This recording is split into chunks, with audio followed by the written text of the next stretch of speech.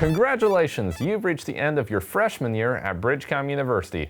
This series was meant to provide you with the groundwork necessary to dive into DMR with confidence, teaching you the skills you need to succeed. In this video, we're going to recap what we've learned so far and begin preparing you for the upcoming semester. Before we review, be sure to like and subscribe to our YouTube channel if you haven't already. Your support means everything to us, and we want to know if this content has been useful in your ham radio journey. Without further ado, let's review.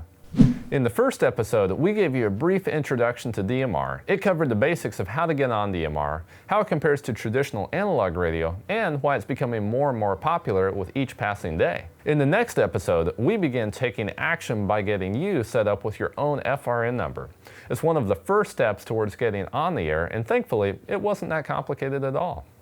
We also pointed you towards some resources that you could start using to study for your amateur radio exam, which was discussed in the next episode. Episode 3 covered everything you need to know about ham radio licenses. We talked about the different levels of licenses, technician, general, and extra, and which one would make the most sense for you depending on your experience and intent when using ham radio. The following episode is where things begin to get technical.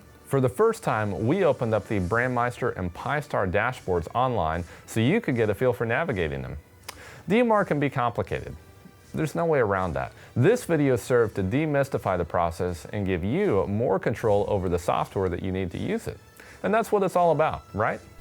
At this point in the series, we felt it was a good idea to cover the basic terminology surrounding ham radio and DMR in particular to make sure we were all on the same page. The 5th episode was basically a dictionary you could refer to whenever you heard the term you couldn't quite remember what it meant. Even the experts have cheat sheets. Now that you had all of your information submitted and passed your license test, it was finally time to decide on a radio. The next episode gave you a rundown of the best types of DMR radios out there and which ones would suit you the best.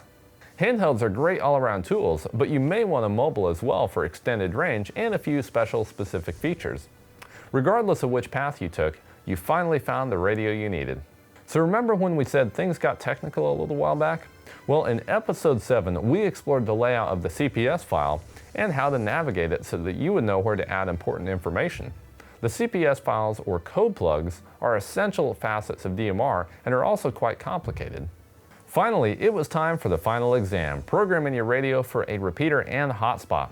It was by far the most technical video in the series, but if you followed the steps correctly, you should now be ready to engage with other hams over DMR. So once more, congratulations! This series was a journey and we're glad you joined us for it. If you knew nothing about DMR before the series and felt like it was useful, please leave a comment down below and tell us how it helped you. We want to make more up-to-date educational content like this that moves beyond beginner-level DMR information, transitioning into higher-level topics. If you stick with us in this series, you'll become a true DMR Elmer in no time. If you have any ideas on what we should cover next, let us know in the comments down below. Thanks for watching, fellow hams. My name is Cody W3AMG. We'll see you next time. 7-3.